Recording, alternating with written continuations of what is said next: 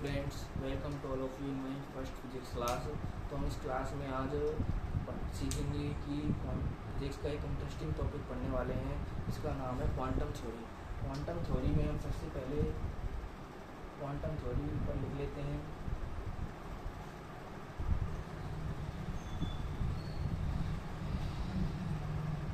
Quantum theory तो हम सबसे पहले पढ़ेंगे कि क्वांटम थ्योरी का जन्म कैसे हुआ। क्वांटम थ्योरी का जन्म जो है कृष्णिका विकिरण ऊर्जा के स्पेक्ट्रम को समझाने के उद्देश्य से किया गया। और जो हमारे पास वैज्ञानिक थे मैक्स प्लांक हमारे पास वैज्ञानिक हैं। मैक्स प्लांक ने 1900 ईस्वी में एक नई खोज की, जिसके अनुसार जो कृष्णिका विकिरण से उत्सर्जित या अवशोषित जो ऊर्जाएँ सतत और नहीं होती। कृष्णिका जो है कृष्णिका से उत्सर्जित या अवशोषित ऊर्जा सतत नहीं होकर ऊर्जा के पैकेटों के रूप में होती है, जिसका जो ऊर्जा के पैकेट होते हैं उनको अपन फोटोन कहते हैं। फोटोन की ऊर्जाएँ एटमी होती है, फोटोन कहते हैं। फोटोन की ऊर्जा हमारे पास एटमी होती है। अब आप सोच रहे होंगे कि कृष्णिका बोल रहा है, कृष्णिका कैसे कहते हैं। कृष्णिका हम सबसे पहले समझते हैं कृष्णिका होता क्या है। तो कृष्णिका एक ऐसी वस्तु है कृष्णिका एक ऐसी वस्तु है जो अपने ऊपर आपतित संपूर्ण प्रकाश को अवशोषित कर लेती है। अपने ऊपर आपतित प्रकाश को पूर्ण रूप से अवशोषित कर लेती है, उसे कहते हैं आदर्श कृष्णिका। जो अपने ऊपर जो आपतित प्रकाश होता है उसको पूर्ण रूप से अवशोषित कर लेती है, उसको आदर्श कृष्णिका कहते हैं। और आदर्श कृष्णिका का जो अवशोषण गुणांक होता है, आदर्श कृष्णिका का अवशोषण गुणांक होता है 1। आदर्श कृष्णिका का अवशोषण गुणांक 1 होता है। अब हम आगे जानेंगे कि कृष्णिका विकिरण क्या होती है। कृष्णिका विकिरण क्या होती है उसे समझने के लिए अपन कृष्णिका लेते हैं। आदर्श कृष्णिका विकिरण को समझने के लिए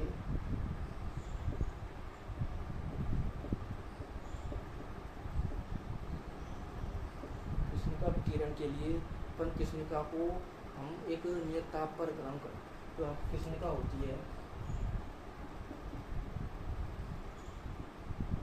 कृष्णिका को गर्म करके नियत ताप पर रखते हैं तो कृष्णिका की जो दीवारों के परमाणु में उत्तेजित होते हैं। कृष्णिका इसको गर्म करके एक नियत ताप पर रखते हैं।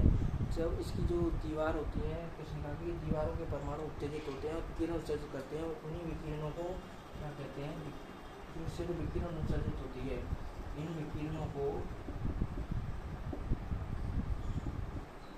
क्या कहते हैं, कृष्णिका विकिरण कहते हैं। और इस कृष्णिका विकिरण की जो तरंग दैर्घ्य होती है, जो दीवारों से उत्सर्जित होती है, जो इसकी तरंग दैर्घ्य होती है, तरंग दैर्घ्य लैम्डा से अनंत तक कुछ भी हो सकती है।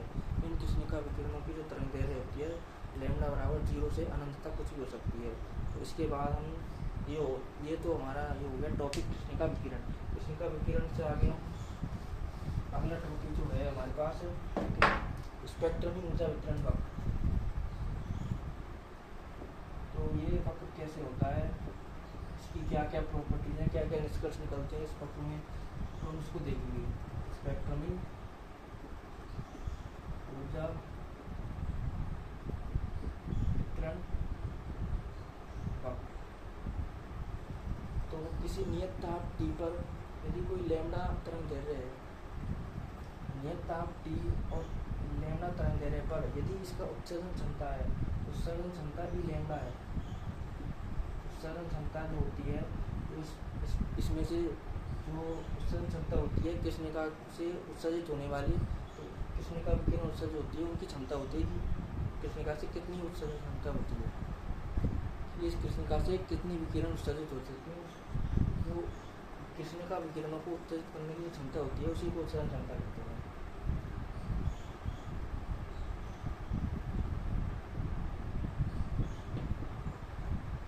उत्सर्जन क्षमता ई लैम्डा है। तो कृष्णिका के लिए लैम्डा और ई लैम्डा ये जो मध्य ग्राफ खींचा गया है उसी को अपन स्पेक्ट्रम ऊर्जा वितरण वक्र कहते हैं। इनके मध्य जो ग्राफ खींचा गया है उसी को स्पेक्ट्रम ऊर्जा वितरण वक्र कहते हैं। अब हम जानते हैं कि ये ग्राफ किस प्रकार है। ग्राफ को बनाते हैं आप।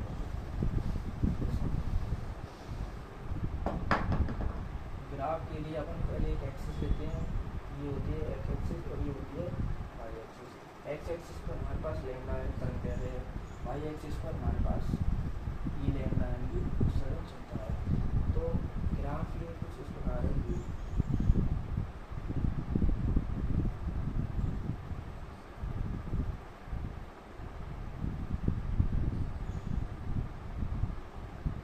ये तो हो गया ताप, ये ताप पर अपन बना रहे हैं, ये तो ताप हो गया T1, ये ताप हो गया T2, ये ताप हो गया T3, ये ताप हो गया T4। T4 सबसे ज़्यादा है, T3 उससे कम T2 और उससे कम T1। जो उत्सर्जन क्षमता का जो अधिकतम मान होता है,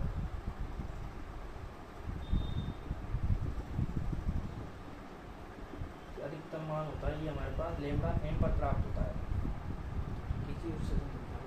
तो सबसे पहले जो हमने इस वक्र से निष्कर्ष निकाले तो हमें ये प्राप्त हुआ कि जो कृष्णिका विकिरण उत्सर्जन क्षमता प्राप्त हो रही है, उत्सर्जन क्षमता सतत रूप से, कहीं भी त्रुटि नहीं है कि प्रत्येक तरंग दैर्ध्य के लिए अपन को उत्सर्जन क्षमता प्राप्त होती है और प्रत्येक तरंग दैर्ध्य के लिए अपन को विकिरण प्राप्त होती है और विकिरण की जो मात्रा है सभी तरंग दैर्ध्यों के लिए अलग अलग होती है।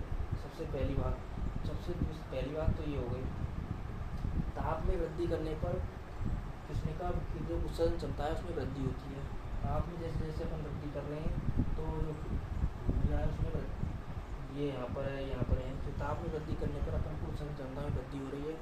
तीसरी बात ये हो रही है कि किसी नियत ताप के लिए अगर बात करें, किसी नियत ताप पर जैसे जैसे अपन लैम्डा बढ़ा रहे हैं, पहले तो हमारे पास ये उत्सर्जन क्षमता घट रही है और जो लैम्डा का वह मान उस पर ये उत्सर्जन क्षमता सबसे अधिक होती है, उसी को अपन लैम्डा एम कहते हैं। और उसके बाद और अपन तरंग दैर्ध्य का मान बढ़ा रहे हैं तो उत्सर्जन क्षमता घटती जाती है। तो इसका मतलब ये हुआ कि पहले तो अपने पास उत्सर्जन क्षमता बढ़ी, जो अधिकतम जो लैम्डा एम पर उसको अधिकतम हो गई और उसके बाद घटने चालू हो गई। ये हो गया तीसरा पॉइंट। चौथी बात कि ताप में वृद्धि करने पर जैसे किसी चौथा पॉइंट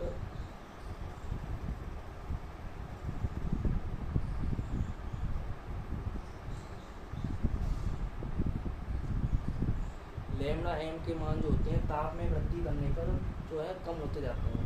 जैसे जैसे उत्सर्जन क्षमता के लिए ताप में वृद्धि के साथ लैम्डा एम का मान लघु होता जाता है। जो अधिकतम उत्सर्जन क्षमता अधिकतम जो लैम्डा एम का मान है वो कम होता जाता है ताप में वृद्धि, जैसे जैसे ताप में वृद्धि करता है। जैसे ये ताप है, इस पर लैम्डा एम का मान यहाँ पर है, ये ताप है, इसका लैम्डा एम का मान है, ये ताप, इस पर लैम्डा एम का मान यहाँ हो गया, इस पर लैम्डा एम का मान यहाँ हो गया। तो ताप में जैसे जैसे वृद्धि करते हैं तो लैम्डा एम का मान कम होता जाता है। तो ये अपने पास पॉइंट आ गया कि जो ताप जो होता है लैम्डा एम होता है उस जो इन्वर्सली प्रोपोर्शनल होता है ताप, लैम्डा एम ताप के इन्वर्सली प्रोपोर्शनल हो गया। तो अपन इसको कैसे लिखते हैं, लैम्डा एम टी बराबर बी। तो ये बी आ गया एक नियतांक है, इस बी को क्या कहते हैं, बी नियतांक।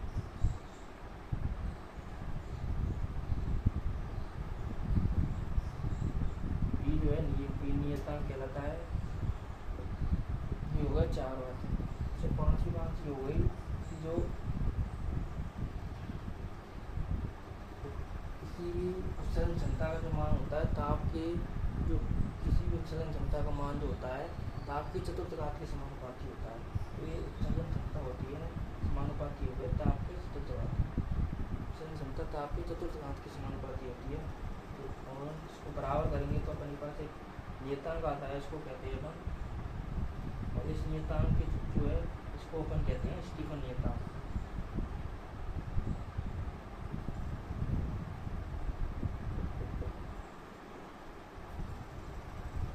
इसको कहते हैं स्टीफन नियतांक। तो ये हो गए हमारे पास आज की बातें। तो आज हमने अपनी क्लास में सबसे पहले तो क्वांटम जो ये है जन्म कैसे हुआ वो जाना, कृष्णिका के बारे में पढ़ा, कृष्णिका विकिरण के बारे में पढ़ा, और उसके बाद अपन ने सबसे जो लास्ट टॉपिक था स्पेक्ट्रम ऊर्जा वितरण वक्र, स्पेक्ट्रम ऊर्जा वितरण वक्र के बारे में जाना आज की क्लास में, और उसके जो निष्कर्ष निकाले वो आपको हमने बता दिए। तो आज की क्लास इतना ही रखते हैं और अगले का जो इसके अगले का टॉपिक है अगली क्लास में